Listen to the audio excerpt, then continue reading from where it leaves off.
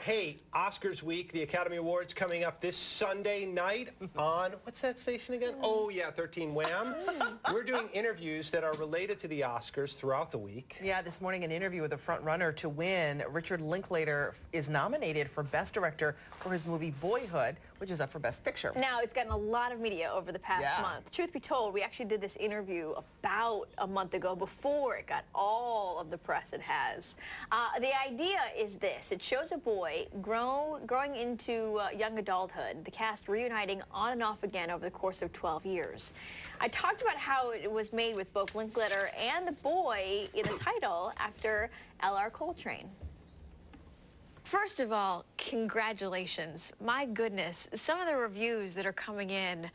Wow, wow, wow, wow, wow. I mean, do you feel like you've taken this, literally something you've worked on for a dozen years and said, here's my baby world, what do you think? That must be so nerve-wracking. It was definitely, after all those years of working on the film, it was pretty surreal to actually be putting this thing out into the world, but we've been through it with that by now, so. But it's still, it's a unique situation, but... Yeah, it's still vulnerable and scary, you know, and it's very, but it certainly is, you know, makes it easier and is rewarding to have people connect with it the way they do. Yeah, that connection has been really wonderful. So many people have shared what it means to them, and, you know, that's always cool to feel like you've made that communication, you know. For those folks who haven't heard of this, what is easier for you all, talking about what the plot is or how this movie came to be? Because it seems like you can't describe one without describing the other. How do you guys best describe the process and what the final result is? Yeah, it was always difficult to describe, always, even at the conceptual level as we were making it.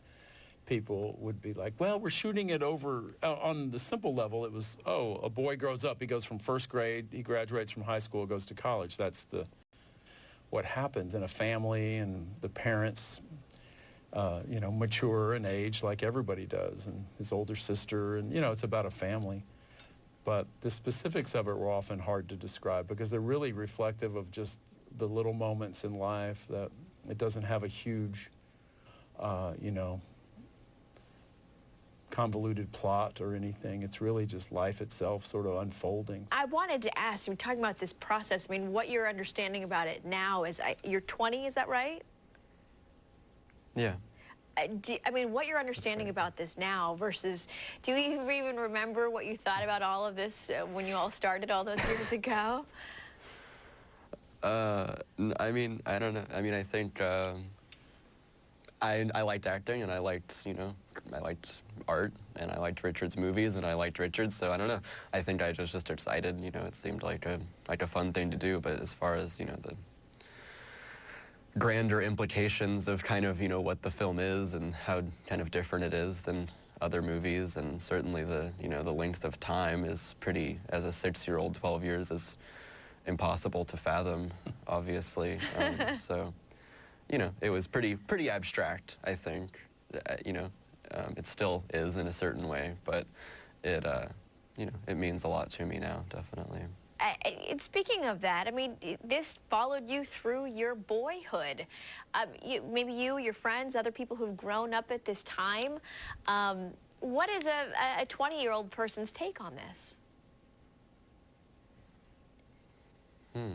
I always knew that'd be tough for him to see himself. I gave him a DVD and said, you might want to watch this alone. This is going to blow your mind. I mean, I think... it's what you've looked like over these years. And I mean, I think it's, you know, the thing that's exciting to me, and I think to a lot of people my age, you know, is that we've grown up so saturated with media and, you know, this fantasy and kind of, you know, these very, you know, grandiose kind of fantasy stories with explosions and action and all of this, you know, great stuff, which is, you know, that's a wonderful kind of, you know, story, but it's, you know, hardly anyone's life is like that, and I think there's something satisfying about, you know, seeing just a sort of normal life paid such close attention to. Yeah, sort of unique in our world. I like how you put that. Richard, for you, real quickly, we don't have too much time left, but here in Rochester, we are the home of George Eastman. We love film. We have so many filmmakers and aspiring filmmakers here. One piece of advice to trying something so completely out of the box. Do you have any advice for them? Well, speaking of Eastman, we were proud to, at Sundance, we were one of the only films that had shot on film the whole way. So the dying gauge, the dying medium of film, we shot on. And for filmmakers, I don't know, to me, it's all about storytelling. When I started out, I was more technical, thinking, you know, you can't help but be obsessed with the medium itself. But the more I do this and the more years go by, I'm really just, it's really just characters and storytelling. What do you have to say? You know, what's your take on the world? What's a compelling character? What forms can a story take? How to tell a story. A lot of stories, but how to tell it in film. These are the big challenges, you know, and that's the fun part. So movies can be anything, though, too. You know, it's still the Wild West, you know. Well, congratulations to you both. Thank you for your time today, and wow. That's all I have to say. Wow. Okay. Good talking to you. Thanks, Jennifer. Cool. I've always been a Patricia Arquette fan. She was great in the movie. She really was. Yeah. People love her. There's some wonderful acting in that movie. Really wonderful. I'll be honest with you, it could have been probably half an hour shorter. It was a very long film, and if I didn't know that going in, so I'm like, at one point I went, is this almost over? It's just terrible. I'm going to spend my entire adulthood watching this. They're on my Boyhood. All right, coming up, we're going to continue with the theater. I mean, I know it's not movies, but the theater.